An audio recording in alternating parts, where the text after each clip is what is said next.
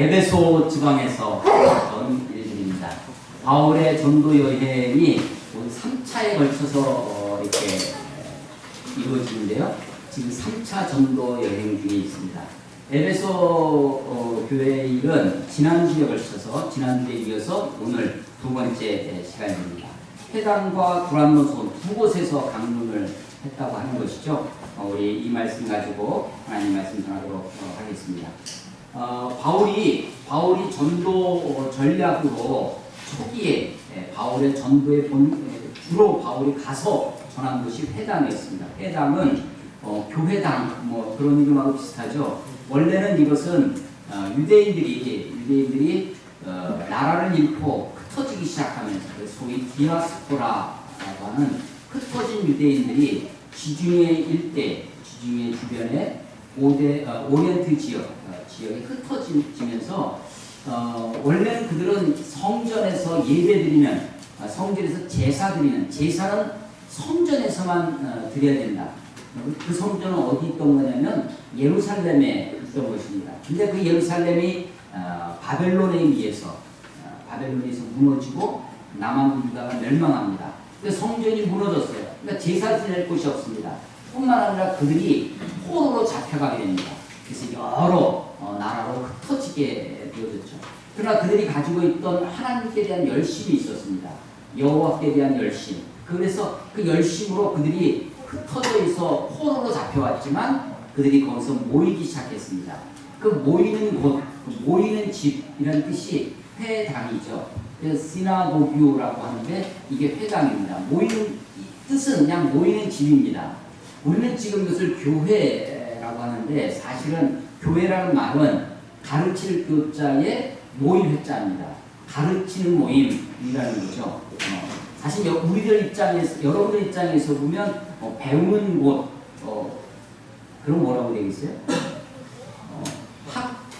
배울 학자를 써서 학회 이렇게 해야 되겠죠. 근데 이제 우리가 교실, 가르치는 곳, 사실은 그게 학습하는 곳이죠. 학실이 돼야 되는데 교회라는 말은 에클레시아라는 헬라어에서 왔습니다. 에클레시아는 에크는 어디로부터 레시아는 불렀다는 뜻입니다. 불러낸 사람들, 세상에서 하나님이 불러낸 사람들의 모임, 그게 에클레시아입니다. 그러니까 사실은 교회는 모임입니다. 예수를 믿는, 예수 그리스도를 주로 믿는 사람들의 이 모임 자체가 교회입니다. 이곳은 예배드리는 집, 그래서 옛날 분들은 이것을 예배당, 예배드리는 곳이라는 뜻으로 예배당이라고 그렇게 불렀었죠.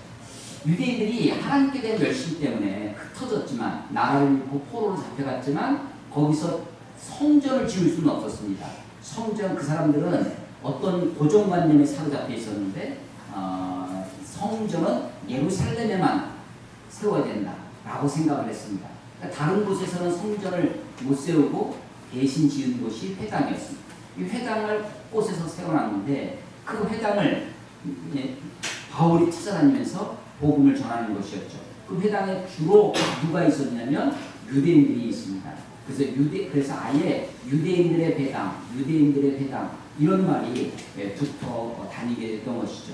물론 거기에는 유대인만 오는 것은 아니었습니다. 왜냐하면 그 유대인이라고 하는 것이요, 우리는 물론 혈통적 유대인들만 우리가 주로 생각하는데 사실은 지금도 오늘날에도 유대교에 귀의하면, 유대교의 토라를 공부하고 하면 유대인 될 수 있습니다. 그러니까 엄격하게 따지면 유대인은 무엇으로 되는 거냐면 혈통으로 되는 것이 아니라 신앙 고백으로 됩니다. 그것은 유대인들이나 사실은 이슬람, 회교도들도 마찬가지입니다. 전 세계에서요, 종교 중에 소위 전도를 아주 강력하게 하는 종교가 두 가지가 있는데, 하나가 회교입니다. 그리고 기독교입니다. 기독교와 회교가 전도를 열심히 하죠. 인구 숫자로, 종교 인구 숫자로 많은 것이 어디냐면 힌두교입니다.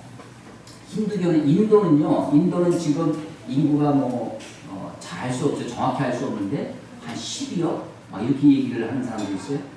그 많은 사람들이 힌두교라고 할 때, 물론 다는 아니겠지만, 그런데 힌두교는 하나의 그 문제가 뭐냐면, 문제가 아니라 자네들의 특징이 뭐냐면, 인도 땅을 떠나면 힌두교가 아니에요. 그래서 전도를 안 합니다. 그냥 산하지 안 하니까 숫자만 늘어날 뿐이지, 이게 전도가 없어요. 근데 이슬람이나 회교나 기독교는 전도를 하게 되죠. 그래서 유대교도 유대교나 이슬람이나 다 토라나 알라 신에게 자기 신앙을 고백을 하면 누구든지 무슬림이 될 수 있고 누구든지 유대인이 될 수 있습니다. 바울이 지금 회당을 찾아다니면서 전도를 했습니다. 주 타켓은 유대인들이었습니다. 근데 바울이 전도할 때마다 그 유대인들의 방해를 받습니다. 아니, 방해를 넘어서 박해를 받기 시작합니다. 그 박해, 심지어는 돌에 맞아 죽을 지경까지, 심지어는 죽은 줄 알아서 성 밖에 갖다 내버린 적도 있어요, 바울은.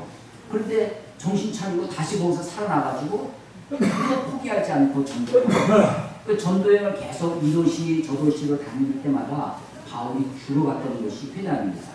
이 에베소도 마찬가지인데 회당에 와서 복음을 전합니다. 그런데 조금 달라진 게 있어요. 바울이 지금 1차, 2차, 3차 전도여행 중에 지금 3차 여행입니다. 바울의 전도여행 중에 말기, 끝 무렵이 돼가고 있는 거죠. 지금 이 8절에 보면요. 바울이 회당에 들어가 석 달 동안, 이 석 달이면요. 바울 전도 여행 중에 굉장히 긴 기간입니다. 그래서 이 회당 전도로서는 가장 길게 사역했던 곳입니다. 어떤 곳은 잠깐 들린 적도 있고요. 데살로니가 교회 3주 3번 회당에서 설교한 적도 있습니다. 석 달은 상당히 긴 기간이에요. 석 달 동안 바울이 지금 이곳에서 강론을 합니다. 오늘 강론의 주제가 뭐냐면 8절에 석 달 동안 담대히 하나님 나라에 관하여 강론하고 권면하는. 바울의 이제까지의 전도의 핵심은 뭐였냐면, 바울 전도의 핵심은 예수님이 그리스도다라고 하는 것입니다. 예수는 그리스도다. 그게 바울 전도의 핵심이에요. 우리 앞에 우리 사도행전 17장을 한번 가보겠습니다. 17장 2절, 3절, 우리 데살로니가 교회에 있을 때입니다. 2절, 3절 보시면 이렇게 되어 있습니다. 바울이 자기 관례대로 그들에게로, 데살로니가 교회 회당에 있는 그들에게로 들어가서 새 안식일에 성경을 가지고 강론하며 뜻을 풀어 그리스도가 해를 받고 죽은 자 가운데서 다시 살아나야 할 것을 증언하고 이르되 내가 너희에게 전하는 이 예수가 곧 그리스도라 하니. 예수가 곧 그리스도라. 이게 바울 전도의 핵심입니다. 18장으로 가보겠습니다. 18장 28절 마지막 절입니다. 18장 28절 이는 성경으로서 예수는 그리스도라고 증언하여. 바울의 이제까지 전도의 초점은 어디냐면 예수님이 그리스도다라고 하는 것을 전했습니다. 그리스도가 뭐냐면 메시아라는 거죠. 메시아, 다른 말로 하면 거기서 원래 뜻은 기름 부음을 받은 자라는 뜻입니다. 메시아라는 것은 그 메시아라는 히브리어를 헬라어로 번역한 것이 그리스도다라는 것이죠.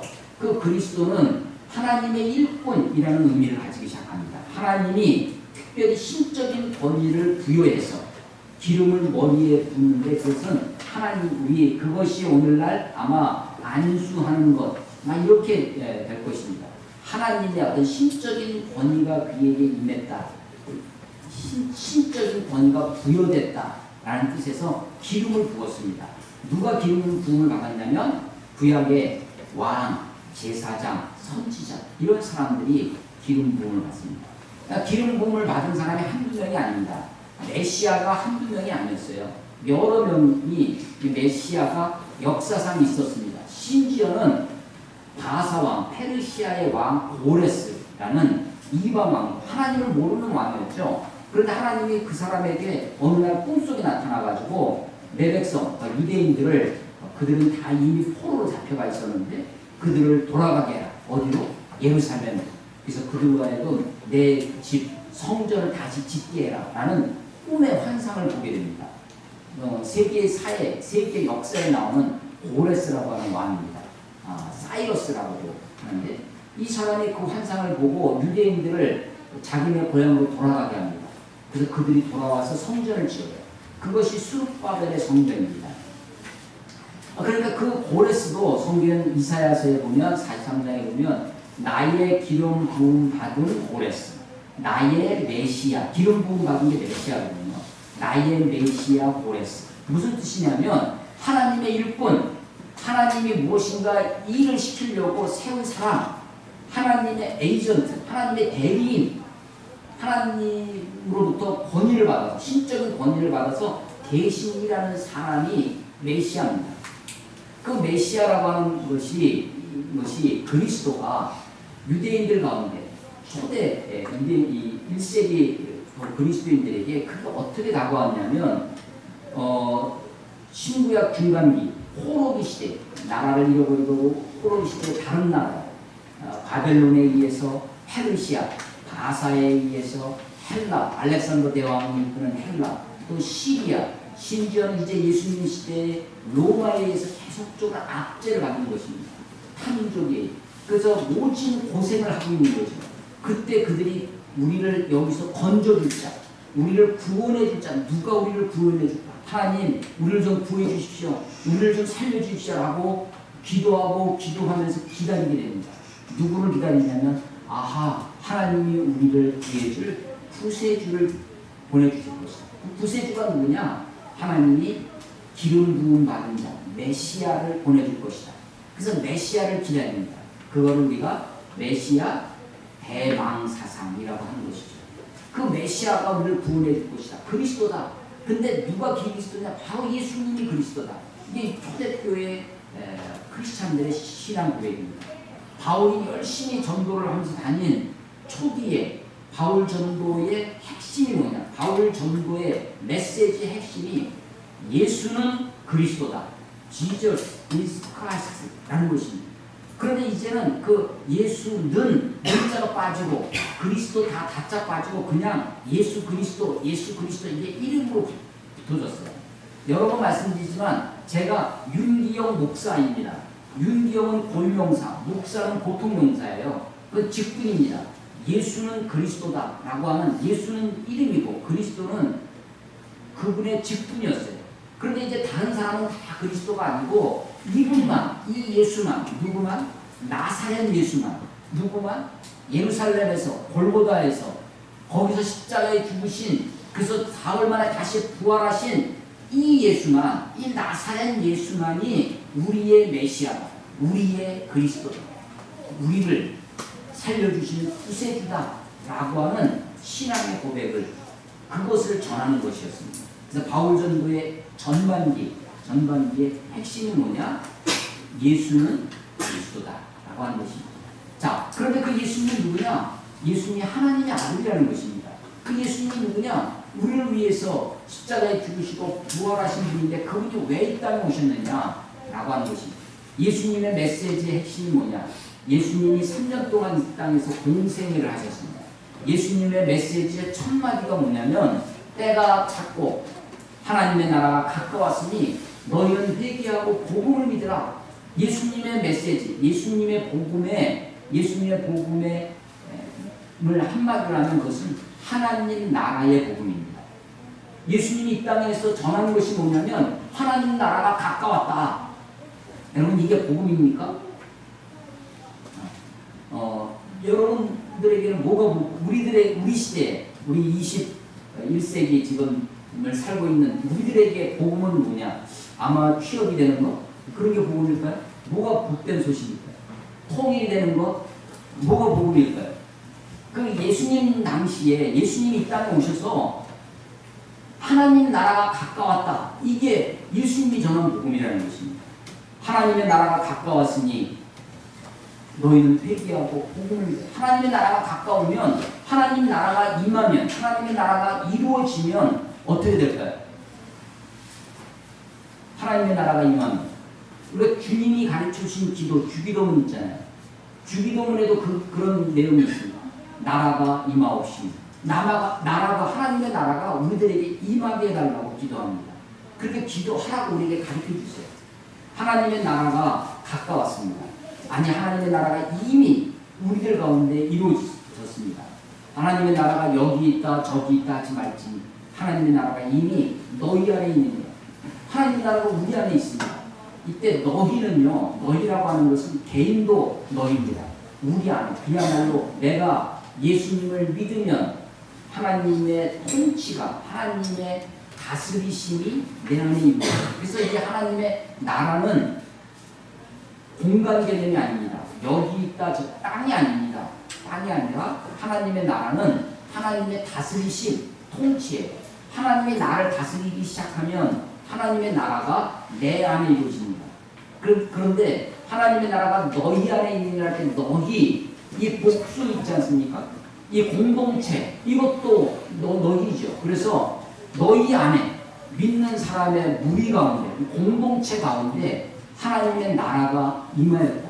하나님의 나라가 그 가운데 있다라고 하는 것이죠. 하나님의 나라가 정말로 완전히 이루어지면 어떻게 되겠습니까? 하나님의 나라는 의의 나라입니다. 하나님의 나라는 평화의 나라이기도 하지만 하나님의 나라는 의의 나라입니다. 로마서 14장 27절에 보면 하나님의 나라는 먹는 것과 마시는 것에 있는 것이 아니요 오직 성령 안에 의와 평강과 기쁨이니라 라고 하는, 희한다 라고 말씀하시죠. 하나님의 나라는 의예요. 그래서 하나님의 나라가 우리에게 임하면 우리의 부정을, 우리의 불의를 하나님 용납하실 수 없을 것입니다. 하나님의 나라가 임하는 것은 우리들에게 완전한 구원, 완전한 평화가 이루어짐과 동시에 우리가 완전히 거룩해지는, 완전히 하나님의 영광 가운데 임하게 될 것입니다. 그래서 하나님의 나라가 우리에게 임하면 한쪽에서는 구원이지만 사실은 한쪽에서는 심판이 이루어질 것입니다. 그러면 우리가 그런 것을 표현할 때 동전의 양면이라고 표현하지 않습니까? 한쪽, 이 동전이 있어요. 동전이 한쪽 면이 구원입니다. 한쪽 면이 심판이에요. 이 동전을 누가 옆으로 쪼갰다고 생각해 보십시오. 두 조각이 났어요. 그래서 한쪽 앞 보면 이쪽이 또 뭐예요? 구원이죠. 이쪽이 뭐예요? 심판이에요. 동전의 양면 항상 붙어 다니죠. 항상 양면이 있지 않습니까? 그런 것처럼 하나님 나라의 양면이 있어요. 하나가 뭐냐면 구원입니다. 하나님의 나라가 임하면 우리에게 완전한 구원이 이루어질 것입니다.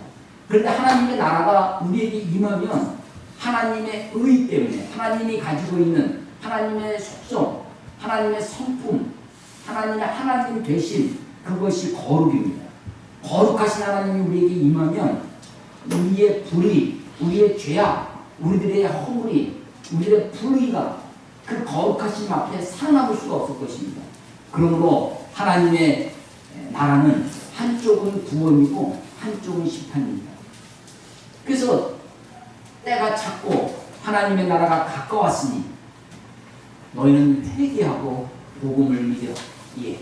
우리들에게 요청하는 것이 뭐냐면 하나님의 나라 앞에 회개할 것을, 그리고 그 복음을 믿을 것을 우리에게 말씀하시죠. 자, 예수님의 복음을 한마디로 뭐라고요? 공생의 3년 동안 제자들을 데리고 다니시면서 가르치셨던 그 예수님의 말씀을 한마디로 요약을 한다면 그것이 하나님의 나라라는 것입니다. 예수님이 십자가에 죽으시고 부활하셨습니다. 3일 만에 부활하신 다음에 40일 동안 제자들과 함께 머물러 계셨습니다. 그리고 승천하셨어요. 하늘로 올라가셨는데 그 40일 동안 부활하신 주님이 40일 동안 제자들과 함께 하시면서 제자들에게 말씀을 가르치셨습니다.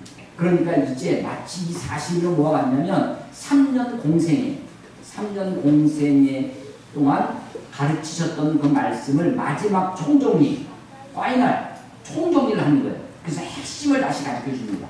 그 총정리하면서 가르쳐 주셨던 것이 무엇인지 우리 사도행전 1장을 한번 찾아보세요. 사도행전 1장 3절 말씀. 1장 3절 한번 같이 한번 읽어보겠습니다. 다 같이 사도행전 1장 3절 시작. 그가 고난을 받으신 후에 또한 그들에게 확실한 많은 증거로 신이 살아계심을 나타내사 40일 동안 그들에게 보이시며 하나님 나라의 일을 말씀하십니다. 예, 40일 동안 신이 자기가 살아나심을 진들에게 보여주시면서 말씀하신 게 뭐예요? 하나님 나라의 일. 예, 마지막 총정리 3년 동안 가르친 것을 40일 동안 파이널로 총정리했다는 거죠. 그 총정리의 내용이 뭐라고요? 하나님의 나라입니다. 하나님의 나라. 그것을 얘기하는 겁니다. 자, 바울이 지금 전도를 하는데 바울 전도 여행에 지금 3차 여행에 와 있습니다.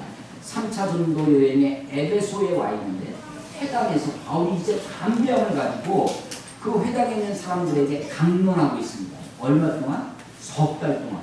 석 달 동안 긴 시간 동안 바울의 지금 강론의 메시지가 조금은 달라졌어요. 전에는 뭘 얘기했냐면 예수님은 그리스도다. 예수 믿고 구원받아라. 요즘 식으로 설명하면 예수 천당, 너희들이 예수 믿고 구원받아야 된다 라는 것을 중점적으로 가르쳤다는 것입니다. 그런데 이제 3차 전도 여행에 들어와서 바울의 강론의 내용이 조금 달라졌는데 어떻게 달라졌냐면 바울이 이제 하나님 나라를 이야기하기 시작합니다. 근데 그 하나님의 나라를 어떻게 얘기하냐면 석 달 동안 얘기했어요. 왜냐하면 내가 예수 믿고 구원받는 것, 구원의 확신을 갖는 것, 예수는 그리스도다 라는 믿음의 고백을 하는 것은 어쩌면 몇 시간 말씀을 듣고도 우리가 그렇게 고백할 수 있습니다. 아, 정말 예수님이 나의 구세주구나 라고 고백할 수 있어요. 그런데 내가 하나님의 나라의 시민으로, 하나님 나라의 백성으로 살아가는 그 삶은 사실은 그렇게 간단하지가 않습니다. 단번에 되어지는 것이 아니에요. 아니, 내가 예수님을 믿고 구원함을 받는 것은 교리적으로 하면 칭이라는 단어로 설명할 수 있습니다. 내가 의롭다함을 받는 것은 단회적인 일회적인 사건입니다. once, 단번에 되어집니다. 내가 예수님을 구주와 주님으로 믿습니다. 내가 죄인입니다. 주님께서 나를 위해 십자가에 죽으신 것을 믿습니다. 하나님, 예수님이 하나님의 아들이신 그분이 나의 죄를 위해 죽으신 것을 믿습니다. 라는 믿음의 고백으로 우리가 하나님의 자녀가 될 수 있습니다. 근데 그 자녀된 삶을 살아가는 것, 하나님 나라의 시민으로 살아가는 것은 결코 쉬운 일이 아닙니다. 그래서 바울이 석 달에 걸쳐서 이야기합니다. 근데 그 다음에 보면 두란노에 가서는요, 두란노 성원에 가서는 10절에 보면 이 두 해 동안, 2년 동안 강론을 합니다. 이 두 해 동안 이같이 날마다 강론했다. 두란노에서. 이 두란노에서는 하나님의 나라에 대해서 강론했다는 말은 없지만 우리가 생각하기에 이 두란노 성원에서도 강론한 게 무엇이었느냐? 하나님 나라를 강론합니다. 2년 동안. 그것을 우리가 생각할 수 있는 것은 좀 뒤에 28장을 한번 나오죠. 사도행전 28장 마지막 장입니다. 바울이 전도여행 3차 전도여행을 마치고 예루살렘에 올라갔었습니다. 예루살렘에 갔다가 거기서 체포돼서 로마로 압송이 됩니다. 로마 감옥에 갇혔어요. 근데 이 로마 감옥은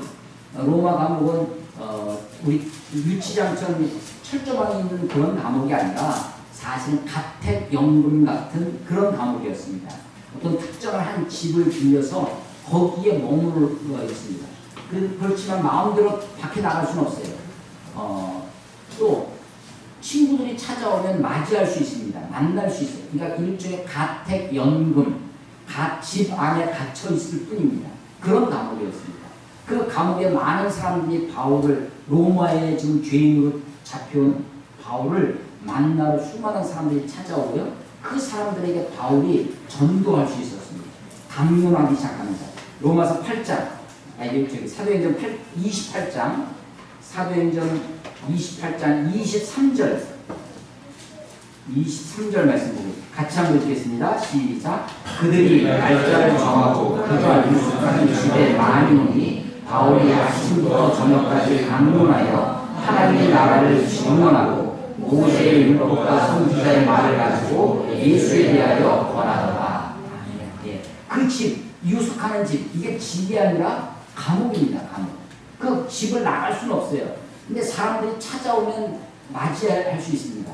그래, 이게 로마 감옥이에요. 로마 감옥. 이 로마 감옥에 갇혀 있으면서 바울이 많은 사람들에게 아침부터 저녁까지 강론을 했습니다. 하나님의 말씀을 가르쳤어요. 근데 그 말씀의 강론의 주제가 뭐라고요?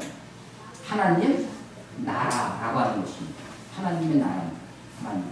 그러니까 이제 바울의 전도여행 후반부에 3차 전도여행에 들어가서 바울이 그 전에 1차 전도여행, 2차 전도여행에는 열심히 빨리빨리 이 도시 저 도시를 자꾸만 옮겨다니면서 전도했습니다. 그리고 그 전도의 핵심이 뭐였냐? 예수는 그리스도다. 너희 예수님을 믿어야 된다. 예수님이 우리의 구세주다. 예수님이 우리를 위해 십자가에 죽으시고 사흘 만에 살아나신 메시아다 라는 것을 증거하고 증언하고 전도하고 다녔습니다. 그런데 이제 바울의 전도여행의 이 후반부에 가서 3차 전도여행에 들어서 바울 전도의 핵심이 바뀌었다. 그게 뭐냐? 하나님의 나라다라고 하는 것입니다. 회당에서도 석 달에 걸쳐서 강론을 했습니다. 그런데 오늘 본문 19장 9절에 보면 어떤 사람들이 마음이 굳어 순종하지 않냐고, 마음이 굳어서 순종하지 않, 믿기를 거절했다는 것입니다. 하나님 나라를 열심히 가르쳤는데 하나님의 나라를 받아들이지 않습니다. 마음이 굳어요. 마음이 완악해집니다. 마음이 완고해져요. 마치 무엇과 같냐면 예수님이 우리의 마음을 천국은 마치 이와 같으니 라고 하면서 네 가지 밭의 비유로 말씀하신 적이 있습니다. 길가가 있고 돌밭이 있고 가시밭이 있고 좋은 밭이 있습니다. 그 길가와 같은 밭, 그 길 있지 않습니까? 길에다가 씨앗을 뿌면 이 씨앗은 하나님의 말씀인데 길가에 떨어진 씨앗은 새가 보기에 금세 보이죠? 노출되어 있습니다. 그러니까 새가 와서 멜론 집어먹습니다. 그 새가 뭐냐? 악한 자입니다. 하나님의 말씀이 마음밭에 떨어지면 땅속에 들어가기도 전에, 마음속에 들어가기도 전에 새들이 와서 집어먹어요. 사탄이, 마귀가 하나님의 말씀을 빼앗아가버리는 사람. 그게 길가와 같습니다. 근데 이 길이 왜 길이 되느냐? 아무리 좋은 땅도요, 좋은 땅도 사람이 계속 밟고 지나다니면 그게 길이 됩니다. 길이 돼요. 제가 이제 군대에 있을 때, 여기 서울에서 가까운 수색이라고 하는 곳에 교육을 받으러 왔습니다. 교육장이, 주로 교실에서 강의를 들었는데, 그 강의를 듣고 점심시간 식당이 있어요. 그 사이에 연병장 아시죠? 운동장 같은 거. 잔디밭이 있습니다. 사실 돌아다녀야 돼, 이렇게. 돌아다녀야 되는데 다들 잠들어요. 그런데 밥 먹는 시간만 되면 어때요? 그냥 그 5분을, 10분을 돌아다니는 게 귀찮은 거죠. 자꾸만 그걸 가로질러 갑니다. 가로질러서. 그러다가 걸려서 혼나기도 하고, 막 하는데도 계속, 그래서 그 잔디가 이제 망가지기 시작합니다. 나중에 거기가 길이 나요. 그러니까 나중에는요, 이제 철조망도 치고, 울타리도 못 넘어다니고, 사람들이 계속 다니니까 길이 됩니다. 길이 됩니다. 내 마음의 밭을 사람들이 밟고 다니도록 내버려 두면 완악해집니다. 세상의 헛된 이야기, 세상의 악한 이야기, 세상의 세상 것만 보고, 세상의 드라마, 세상의 광고, TV, 영화, 세상의 것들로만 내 마음 밭을 그냥 내버려 두면 이 마음의 밭이 완악해집니다. 완고해져요. 딱딱해집니다. 거기에다가는 말씀이 떨어져도 말씀이 자랄 수가 없습니다. 이 사람들 마음이 굳어졌습니다. 그래서 순종하지 않습니다. 믿기를 거절합니다. 그래서 무리 앞에서 이 도가 뭐예요? 하나님 나라에 관한 말씀입니다. 하나님 나라에 관하여 말한 강론한 것을 구절은 이 도라고 설명합니다. 이 도를 비방합니다. 무리 앞에서 비방했다는 것은 사람들 공중 앞에서 공개적으로 바울에 전한 하나님의 나라의 말씀, 그 도를 비방합니다.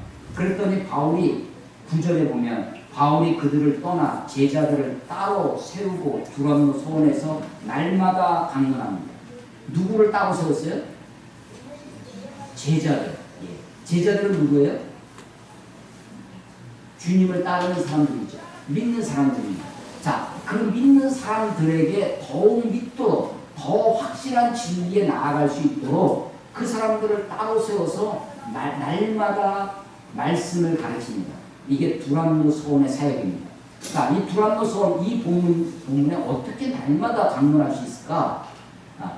요 본문의 성경이 우리가 가지고 있는 이 성경 말고, 성경이 이제 옛날 사람들은 다 손으로 옮겨 적었죠.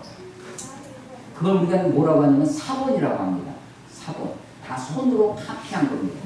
물론 손으로 옮겨 적는다고 해서 아무렇게나 옮겨 적는 것이 아니라 성경을 옮겨 적기 때문에 이것을 옮겨 적는 서기관, 그걸 서기관이라고 하는데, 이 사람들은요 정말 심혈을 기울여서 정성을 다해서 성경을 옮겨 적습니다. 그리고 옮겨 적을 때 반드시 2사람 이상이 옮겨 적었습니다. 한 사람이 옮겨 적으면 옆에 사람 것을 감독하는 거죠. 그리고 한 판에 몇 글자가 쓰여졌는지 그것을 반드시 밑에다 기록하게 되어 있습니다. 그래서 혹시 빠뜨린 것이, 숫자가 틀리면 빠뜨린 거잖아요. 숫자가 많아도 중복해서 적었겠죠. 그렇게 해서 또 이렇게 쓰다가 하나님이라는 단어가 나오면 그것을 기록하다가 멈추고 가서 예배드리고 와서 또 기도하고 예배드리고 적고 그렇습니다. 그래서 사본이 굉장히 우리에게 많은 사본이 남아있는데, 그 중에 어떤 사본에 보면 두란노 소원에서 날마다, 이 날마다라는 말에 오전 11시에서 오후 2시까지 이렇게 시간이 적혀있는 사본이 있습니다. 그래서 이때 그 시간이 점심시간을 더운 시간에 이 사람들이 쉬는 그런 문화가 있습니다. 근데 그 시간에 모여서 날마다 성경을 배웠다는 거죠. 하나님의 말씀. 그래서 바울이 원래 직업이 있어요. 그것이 텐트메이커입니다. 천막 빚는 것이. 바울도 그 일을, 그래서 브리스길라와 아굴라 부부 이야기할 때 직업이 같으므로 그들과 함께 하기에 좋았다. 또 함께 동역했다는 얘기가 나오는데, 바울도 자기 생업이 있습니다. 그래서 천막을 빚고 텐트를 고치면서 그렇게 살아가죠. 아마 보통 사람들, 이 바울의 강론을 듣는 사람들도 아마 일반 직장인이었을 것입니다. 그래서 이들이 날마다 하나님의 말씀을 두란노 소원에서 신학생처럼 그냥 가가지고 공부만 하는 것이 아닙니다. 자기 생업을 하면서 그 날마다 두란노 소원에 모여서 하나님의 말씀을 듣습니다. 언제 동안? 2년 동안, 9회 동안 하나님의 말씀을 듣습니다. 근데 많은 사람들이 그 말씀을 듣고 나오게 되죠. 이런 말씀에 따라서 하나님이 이 말씀의 권위를 더해주기 위해서 벌어진 일이 능력입니다.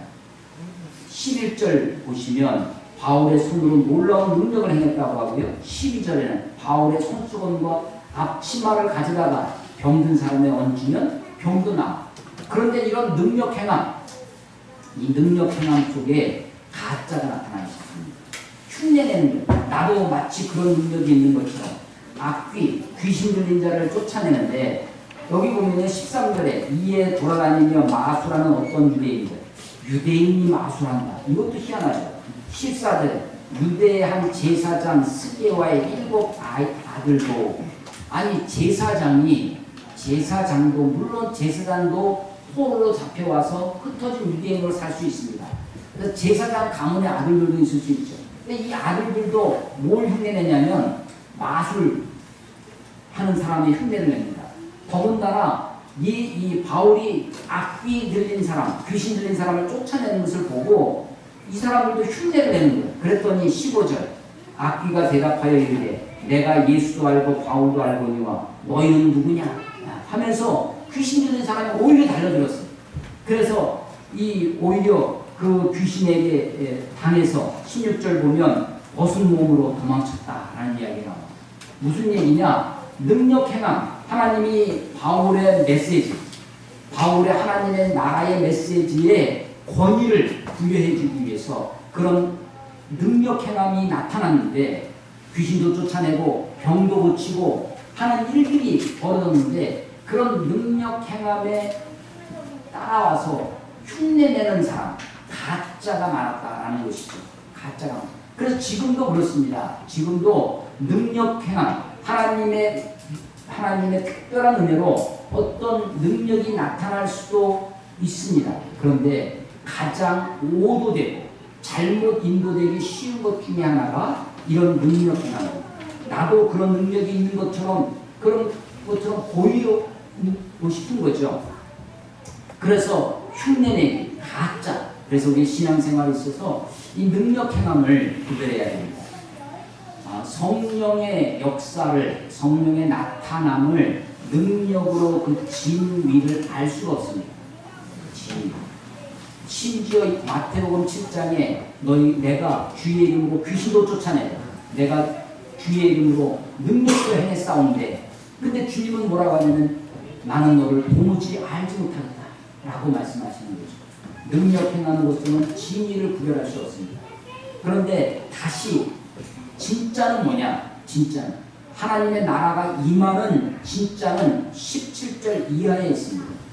17절에 보면 에베소에 있는 유대인들과 헬라인이 다 이 일을 알고 두려워하며 주 예수의 이름을 높이며 주님을 찬양하는 것입니다. 18절 믿는 사람들이 많이 와서 자복하고 자복 스스로 복종한다는 뜻인데 자백하고 복종한다는 것입니다. 자기가 콘페스 고백을 하는 거예요. 자기의 그릇 때문에 자기 행한 일을 자기의 악행을 자백하는 것입니다. 회개하는 것이죠. 누가 회개해요? 누가 자복합니까? 18절 믿는 사람들이. 회개는요 누가 하는 거예요? 믿는 사람들이 하는 것입니다. 심지어 어떤 이단 중에 구원파 이단이 그렇습니다. 구원파 이단이 예수님을 믿으면 이제 믿고 구원함을 받으면 다시 회개할 필요가 없다. 예수님께서 십자가에서 다 용서해 줬어요. 그야말로 다 용서해 줬으니까 이제는 그 죄를 다 사해 줬기 때문에 다시 회개할 필요가 없다 라고 가르칩니다. 근데 여기 성경은 뭐라고 해요? 지금 믿는 사람들이 많이 와서 자복하는 거예요. 누가 자복했다고요? 믿는 사람. 그렇습니다. 믿는 내가. 그래서 우리가 하나님께 가까이 가면 가까이 갈수록 내 죄악됨이 더 드러날 것입니다. 그래서 교만한 우리 좀 잘난 사람들이 쓰는 책이 자서전입니다. 근데 정말 하나님께 가까이 간 성인들이 쓰는 책이 뭐냐면 참회록이에요. 참회. 믿는 사람들이 자복하는 겁니다. 회개가 그래서 이 하나님 나라가 두란노 소원에서 2년 동안 하나님의 나라를 가르치는 것이 어떻게 나타나느냐면 17절에 주 예수 이름을 높이는 일로 나타납니다. 18절에 많은 사람들이 자복해요. 그리고 19절에 마술을 행하던 많은 사람들이 그 책을 모아 가지고 와서 많은 사람한테서 불사르니 그릇된 가르침을 전했던 것을 이제 멈추는 것으로 끝나지 아니하고 잘못됐다고 누이치는 것으로 끝나지 아니하고 그 책들을 가져다가 와서 그것을 불태웁니다. 그것을 돈으로 환산했더니 은이 5만이라 엄청난 많은 비용의 책. 옛날 책은 굉장히 비쌌습니다. 책은 가죽으로 스크롤 말려져 있는 거죠. 가죽. 그래서 이 책은 굉장히 고귀하고 비싼 물건입니다. 근데 그 책을 쌓아놓고 불태우는 겁니다. 그러니까 이들이야말로 자복하는 데서 멈추지 않냐고 어디까지 간 거예요? 회개까지 가는 겁니다. 개까지. 회개라는 그 단어는 회가 누이친다는 뜻입니다. 개는 고친다는 거예요. 회할 뿐만 아니라 개하고 있는 거죠. 개하고 있는 거예요. 오늘날 한국교회에 여러 가지 지금 교회 문제들이 지금 드러나고 있는데 할런지 모르겠어요. 그런데 개하지 못해서 개까지 이르지 못해서 교회가 교회되지 못하고 세상으로부터 지탄을 받고 있는 것을 보게 되어집니다. 자, 하나님의 나라를 지금 바울의 후반부, 바울 전도여행의 후반부의 핵심이 뭐라고요? 메시지의 핵심, 하나님의 나라요. 하나님의 나라는 그냥 한두 번 말씀을 들어서 되는 것이 아니었습니다. 그래서 바울이 회당에서도 석 달 동안, 두란노 소원에서 2년 동안 정말로 끈질기게 그들에게 하나님의 말씀을 가르쳤는데 그것의 핵심이 하나님의 나라입니다. 하나님이 나를 다스리시고 하나님의 주권이 이루어지도록. 그런데 그 하나님의 나라가 능력 행함으로 나타나는, 물론 그렇게 나타날 수도 있었어요. 바울처럼. 그러나 이것은 가짜도 많이 있습니다. 흉내내는 것도 많아요. 능력 행하는 것으로 진리를 나눌 수 없습니다. 진정한 하나님의 나라가 어떻게 이루어지고 있느냐? 하나님을 찬양하고 높이고 감사하는 삶으로 자기 자신의 허물을, 자기 자신의 그릇됨을, 악행을 자복하고 고치는 회개함으로 나타납니다. 그래서 주님을 찬양하는 삶과 자복하고 회개하는 삶을 통해서 20절 이와 같이 in this way 이런 방식으로 어떤 방식이에요? 이와 같이라는 20절 이런 방식으로 in this way 이런 방식이 뭐예요? 주님을 높이고 자복하고 회개하는 그런 방식으로 하나님의 말씀, 주의 말씀이 힘이 있어 흥왕하여 세력을 얻습니다. 하나님의 말씀이 어떻게 우리들 가운데 흥왕해지고 어떻게 세력을 얻을 수 있겠습니까? 그것은 능력 행함으로 되어지는 것이 아닙니다. 바울이 지금 심지어는 손수건을 얹어서도 귀신이 좀 나가고 병이 고쳐졌는데 사람들이 그걸 흉내내는 것이 아닙니다. 그 능력 행함을 막 전하고 능력 행함을 통해서 하나님의 말씀이 흥왕해지는 것이 아니라 오히려 능력 행함은 가짜를 생산해낼 수 있습니다. 사람들은요 그 기적을 탐닉합니다. 그런 아주 놀라운 일에 거기에 마술적인 그런 것에 사람들은 탐닉합니다. 그것에 뭔가 신비한 능력이 있는 것처럼 그 사람들을 대중을 호도하고 사람들을 유혹합니다. 그런데 믿음은 그런 데 있지 않습니다. 눈에는 아무 증거 보이지 않지만 손에는 아무 증거 안 잡히지만 내가 하나님의 말씀을 붙들고 그 말씀이 내 삶 속에 이루어지도록 나를 다스리시는 삶으로 나타나는 것입니다. 그것이 뭐예요? 주님께 찬양한다. 주님께 찬양한다는 것이 무엇입니까? 주께 감사하고 주님을 높이고 주 예수 이름을 높이고 스스로 자기의 허물을 자기가 행한 일을 자백하고 자복하고 그리고 내 삶 속에 남아있는 그릇됨을 그것을 제거하기 위해 그것을 없애버리기 위해 이 사람들은 자기들의 그릇된 가르침을 전하던 그 책을 불태웠는데 우리들의 허물 우리의 잘못된 악행을 마치 그렇게 불태우듯이 없애버리는 그런 삶을 통해서 주의 말씀이 세력을 얻고 힘을 얻고 하는 것입니다. 이와 같이 in this way 이런 방식으로 되어지는 것 하나님의 말씀이 그렇게 되어지는 것입니다. 자, 바울이 지금 에베소에 와 있습니다. 이 에베소는 소아시아 지금의 터키입니다. 터키에 있는 아주 큰 항구 도시입니다. 제가 에베소를 한 3년 전에 실제로 가봤는데 진짜 도시가 큽니다. 야, 어떻게 고대에 이런 도시를 만들 수 있을까? 그것을 다 대리석, 돌로 갖다가 다 만들어놨어요. 그러니까 남아있죠. 그 도로, 옛날 사람들이 로마 시대에 닦아놓은 도로, 그 도서관, 이 두란노 소원이라고 하는 그런 건물들, 그런 것들이 다 남아있어요. 그 소위 수천 명이 와서 관광객들이 깃발 하나 들고 그것을 다 다니면서 구경해요. 우리나라 어디 뭐 경주 천년의 고도라고 해도 가서 보면 많아잖아요. 근데 그 에베소가 엄청난 큰 도시입니다. 그 도시에서 바울이 지금 2년 동안 열심히 하나님의 나라를 가르칩니다. 그래서 이 에베소가 중심이 돼서 소아시아의 여러 교회들이 힘을 얻고 여러 교회들이 세워져 갔던 역사가 있습니다. 그것이 바로 10절의 말씀이죠. 2년 2해 동안 이같이 하니 아시아에 사는 자는 유대인이나 헬라인이나 다 주의 말씀을 듣다. 아시아 이게 바로 소아시아 지금의 터키이기 때문에 에베소 교회를 중심으로 일어났던 일들이죠. 그 말씀이 다 뭐예요? 핵심이 하나님 나라입니다. 하나님 바울과 같은 훌륭한 정말 사도에게도 그 사람을 통해서 2년 동안 날마다 하나님의 나라를 강론받았다면 어떤 일이 일어나겠습니까? 우리 시대에도 마찬가지입니다. 우리가 다시 한번 이 말씀의 자리로 나아가 말씀을 공부하고 하나님의 말씀, 하나님의 나라가 이 말씀을 통해서 실현되어지게 하나님의 다스리심, 하나님의 통치가 내 삶 속에 우리 가정에 우리 집안에 이 나라에 우리 사회에 하나님의 나라가 이루어지기를 우리가 소망하며 기도하며 말씀의 자리로 나아가야 할 것입니다.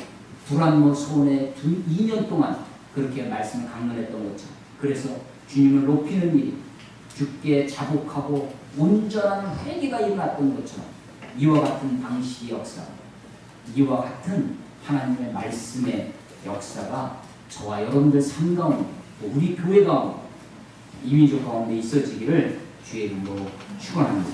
기도하겠습니다. 하나님 아버지의 은혜를 감사합니다. 바울이 회당에서 석 달 동안 담대히 말씀을 전했음에도 마음이 굳은 사람은 순종하지 아니하여 비방하였습니다. 바울이 그런 비방을 듣고도 포기하거나 좌절하지 아니하고 제자들을 따로 세워 하나님의 말씀을, 하나님의 나라를 오랜 시간 동안 끈질기게 열심히 하나님의 말씀을 전함으로